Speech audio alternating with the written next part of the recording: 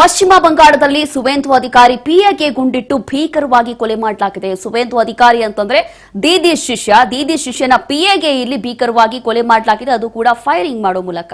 ಹಾಗಾಗಿ ಈ ಮಟ್ಟಕ್ಕೆ ಬೆಳವಣಿಗೆ ಆಗ್ತಾ ಇದೆ ಪಶ್ಚಿಮ ಬಂಗಾಳದಲ್ಲಿ. ಸುವೇಂದು ಅಧಿಕಾರಿ ಪಿಎ ಚಂದ್ರನಾಥ್ ಮೇಲೆ ಫೈರಿಂಗ್ ಆಗಿದೆ. ಸಿಎಂ ರೇಸ್ನಲ್ಲಿರುವಂತಹ ಸುವೇಂದು ಅಧಿಕಾರಿಯ ಆಪ್ತನ ಹತ್ಯೆ, ಇದು ಒಂದು ಹೈ ಪ್ರೊಫೈಲ್ ಮರ್ಡರ್ ಕೇಸ್. ಚಂದ್ರನಾಥ್ನ ಎದೆಗೆ ಮತ್ತು ಹೊಟ್ಟೆಗೆ ಹೊಕ್ಕಿರುವಂತಹ ಗುಂಡುಗಳು. ಉತ್ತರ 24 ಪರಗಣ ಜಿಲ್ಲೆಯ ಮಧ್ಯಂ ಗ್ರಾಮದಲ್ಲಿ ಅಟ್ಯಾಕ್ ಮಾಡಲಾಗಿದೆ ಅಂತ ಗೊತ್ತಾಗ್ತಾ ಇದೆ. ಹೇಗೆ ಪಶ್ಚಿಮ ಬಂಗಾಳದಲ್ಲಿ ಹಿಂಸಾಚಾರ ಮುಂದುವರಿತಾ ಇದೆ. ಇನ್ನು ಬಿಜೆಪಿ ಸರ್ಕಾರ ಅಧಿಕಾರದಲ್ಲಿ ಬರಲೇ ಇಲ್ಲ, ಅದಕ್ಕೂ ಮುಂಚೆ ಹಿಂಸಾಚಾರ ಆರಂಭ ಆಗೋಯ್ತು ಪಶ್ಚಿಮ ಬಂಗಾಳದಲ್ಲಿ. ಬಟ್ ಇದು ಯಾರು ಮಾಡಿದ್ದಾರೆ, ಏನ್ ಮಾಡಿದ್ದಾರೆ ಅಂತ ಹೇಳಿ ಗೊತ್ತಿಲ್ಲ. ಇಲ್ಲಿ ಮೊದಲನೇದಾಗಿ ಸಿಎಂ ರೇಸ್ ನಲ್ಲಿ ನಂಬರ್ 1 ಹೆಸರು ಕೇಳಿ ಬರ್ತಾ ಇರುವಂತದ್ದು, ಟಾಪ್ ಅಲ್ಲಿ ಇರುವಂತಹ ಹೆಸರು ಸುವೇಂದು ಅಧಿಕಾರಿ. ಅದರಲ್ಲೂ ಕೂಡ ಈ ಹಿಂದೆ ಮಮತಾ ಬ್ಯಾನರ್ಜಿ ಅಂತಂದ್ರೆ ದೀದಿ ಅವರ ಬಹಳ ಆಪ್ತರು ಹಾಗೂ ಅವರ ಪಕ್ಷಕ್ಕೆ ಬೆಂಬಲಿಗರು ಕೂಡ ಆಗಿದ್ರು. ಆದ್ರೆ ಈಗ ಅವರ ಪಿಎನೇ ಕೊಲೆ ಮಾಡಲಾಗಿದೆ. ಹಾಗಾಗಿ ಸುವೇಂದು ಆಪ್ತ ಚಂದ್ರನಾಥ್ ಹತ್ಯೆಗೆ ಬಳಸಿದಂತಹ ಕಾರ್ ಕೂಡ ಈಗ ಸೀಸ್ ಆಗಿದೆ. ನಕಲಿ ನಂಬರ್ ಪ್ಲೇಟ್ ಕಾರಿನಲ್ಲಿ ಬಂದು ಅಟ್ಯಾಕ್ ಮಾಡಲಾಗಿದೆ. ಕಾರಿನಲ್ಲಿ ಜೀವಂತ ಗುಂಡುಗಳು, ಕಾರ್ಟ್ರಿಡ್ಜ್ ಕೂಡ ಪತ್ತೆಯಾಗಿದೆ. ಕಾರ್ ಪತ್ತೆ, ಗುಂಡುಗಳನ್ನು ವಶಕ್ಕೆ ಪಡೆದಿದ್ದಾರೆ ಈಗ ಪೊಲೀಸರು. ಹೇಗೆ ಈ ಒಂದು ಕಾರನ್ನ ಈಗ ಸೀಸ್ ಮಾಡ್ಕೊಂಡಿದ್ದಾರಂತೆ. ಯಾವ ಒಂದು ಕಾರಲ್ಲಿ ಬಂದು ಇದನ್ನ ಹತ್ಯೆ ಮಾಡಿದ್ರು ಆ ಒಂದು ಕಾರ್ ಈಗ ಪೊಲೀಸರು ಸೀಸ್ ಮಾಡ್ಕೊಂಡಿದ್ದಾರೆ. ನಕಲಿ ನಂಬರ್ ಪ್ಲೇಟ್ ಕೂಡ ಹಾಕೊಂಡಿದ್ರಂತೆ ಈ ಒಂದು ಕಾರಲ್ಲಿ. ಅದಾದ ನಂತರ ಬಂದು ಈ ರೀತಿಯಾಗಿ ಅಟ್ಯಾಕ್ ಮಾಡಿ ಫೈರಿಂಗ್ ಮಾಡೋ ಮೂಲಕ ಈತನ ಹತ್ಯೆ ಮಾಡಲಾಗಿದೆ. ಸುವೇಂದು ಅಧಿಕಾರಿಯ ಪಿಎ ಆಗಿದ್ರು, ಈಗ ಅವರನ್ನ ಭೀಕರವಾಗಿ ಕೊಲೆ ಮಾಡಲಾಗಿದೆ. ಇದು ಯಾರ ದ್ವೇಷದಿಂದ ಅಥವಾ ಏನಕ್ಕೆ ಮಾಡಿದ್ರು ಅಂತ ಹೇಳಿ ಗೊತ್ತಿಲ್ಲ. ಬಟ್ ಇಲ್ಲಿ ಎಲ್ಲವೂ ಕೂಡ ಗೊತ್ತಾಗ್ತಾ ಇದೆ, ಇದೆಲ್ಲವೂ ಕೂಡ ರಾಜಕೀಯ ಲಿಂಕ್ ಅಂತ ಹೇಳಿ. ಹಾಗಾಗಿ ಇಲ್ಲಿ ಸುವೇಂದು ಅಧಿಕಾರಿ ಸಿಎಂ ಆಗ್ತಾರೆ ಅನ್ನೋ ಚರ್ಚೆ, ಅದರ ನಡುವೆ ಈಗ ಪಿಎ ಹತ್ಯೆ. ಸುವೇಂದು ಆಪ್ತ ಚಂದ್ರನಾಥ್ ಹತ್ಯೆ ಪ್ರಕರಣ, ಆಪ್ತನ ಹತ್ಯೆಗೆ ಬಿಜೆಪಿ ಶಾಸಕ ಸುವೇಂದು ಅಧಿಕಾರಿ ಈಗ ಕಿಡಿಕಾರ್ತಿದ್ದಾರೆ. ಚಂದ್ರನಾಥ್ ಹತ್ಯೆ ಆಸ್ಪತ್ರೆಗೆ ದೌಡಾಯಿಸಿದ್ದಾರೆ ಸುವೇಂದು. ಆಸ್ಪತ್ರೆಗೆ ಭೇಟಿ ಕೊಟ್ಟು ಮೃತದೇಹ ದರ್ಶನವನ್ನ ಪಡೆದುಕೊಂಡಿದ್ದಾರೆ ಸುವೇಂದು ಕೂಡ. ಇದೊಂದು ಪೂರ್ವ ನಿಯೋಜಿತ ಕೊಲೆ ಅಂತ ಆರೋಪ ಮಾಡ್ತಾ ಇದ್ದಾರೆ.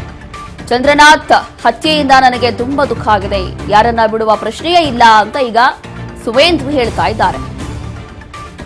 ಹೀಗೆ ಕೂಡಲೇ ಅವರು ಮಾಹಿತಿ ಸಿಕ್ಕ ಕೂಡಲೇ ಆಸ್ಪತ್ರೆಗೆ ದೌಡಾಯಿಸಿದ್ದಾರೆ. ಹೋಗಿ ಸುವೇಂದು ಮೃತದೇಹವನ್ನ ನೋಡಿದ್ದಾರೆ.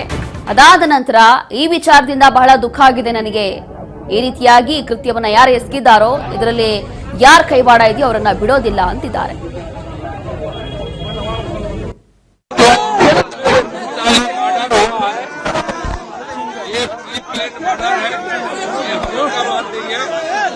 इसका डीजीपी का बात 2-3 दिन रेकी करके fully pre plan murder.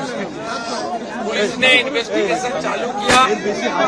State का सीनियर पुलिस ऑफिसर लोग आया, हम लोग बहुत पेनफुल हार्ट में ये जो मर्मांतिक हादसा हुआ इसका निंदा करने का कोई आज आप लोग का पास दिल्ली से हमारी गृहमंत्री से लेकर राष्ट्रीय अध्यक्ष से लेकर संसद जी से लेकर सबने जानकारी लिया है। केंद्रीय मंत्री डॉक्टर सुकांत मजूमदार, उन्होंने 4 घंटे तक जो इंसिडेंट हुआ फैमिली के साथ, पुलिस का साथ बात किया है। पार्टी की ओर से ऑनरेबल एमपी पार्टी का ज्योतिर्मय सिंह महातो जी और कम से कम 20 चुने हुए विधायक सब अपने अपने क्षेत्र छोड़कर ये जो हुआ है इसके लिए परिवार का साथ और हमारी वार्कर का साथ रहे। केस का इन्वेस्टिगेशन हम लोगों ने स्टार्ट किया हुआ है। इस क्राइम में जो गाड़ी 4 व्हीलर जो यूज हुई थी उसको हम लोगों ने सीज किया हुआ है, लेकिन ये पता चल रहा है कि इस गाड़ी को जो नंबर प्लेट है वो फॉल्स है, तो उसको टेम्पर किया गया है।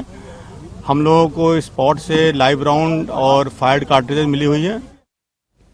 ಹೀಗೆ ಇದೀಗ ಸುವೇಂದು ಅಧಿಕಾರಿಯ ಪರವಾಗಿ ಮಾತನಾಡ್ತಾ ಇರುವಂತ ಎಲ್ಲರೂ ಕೂಡ ಈಗ ಹೇಳ್ತಾ ಇರುವಂತದ್ದು ಇದೆಲ್ಲವೂ ಕೂಡ ಪ್ರೀ ಪ್ಲಾನ್ಡ್ ಮರ್ಡರ್ ಆಗಿದೆ. ಹಾಗಾಗಿ ಇಂಥ ಸಮಯದಲ್ಲಿ ಅವರ ಕುಟುಂಬದ ಜೊತೆ ನಾವಿರ್ತೀವಿ, ಏನ್ ಮಾಡಬಹುದು ಅವರ ಫ್ಯಾಮಿಲಿಗೋಸ್ಕರ ಅದನ್ನ ನಾವು ಮಾಡ್ತೀವಿ, ಇದೆಲ್ಲವೂ ಕೂಡ ಪ್ರೀ ಪ್ಲಾನ್ ಮರ್ಡರ್ ಆಗಿದೆ. ಹಾಗಾಗಿ ಇದರಲ್ಲಿ ಯಾರೆಲ್ಲ ಕೈವಾಡ ಇದೆಯೋ ಅಂತವರನ್ನ ನಾವು ಬಿಡೋದಿಲ್ಲ ಅಂತ ಹೇಳಿ ಇಲ್ಲಿ ಸುವೇಂದು ಅಧಿಕಾರಿ ಕೂಡ ಹೇಳಿದ್ದಾರೆ. ಅದಾದ ನಂತರ ಪೊಲೀಸರು ಕೂಡ ಇದು ಮಾಹಿತಿಯನ್ನ ಕೊಟ್ಟಿದ್ದಾರೆ. ಅಂತಂದ್ರೆ ಸದ್ಯಕ್ಕೆ ಈ ಒಂದು ಕಾರನ್ನ ಅಥವಾ ಆ ಒಂದು ಗುಂಡುಗಳಿದ್ದಂತ ಕಾರನ್ನ ಎಲ್ಲವೂ ಕೂಡ ಸೀಸ್ ಮಾಡ್ಕೊಂಡಿದ್ದೀವಿ ಅಂತ ಹೇಳಿ ಪೊಲೀಸರು ಈಗ ಕೊಟ್ಟಿರುವಂತ ಮಾಹಿತಿ.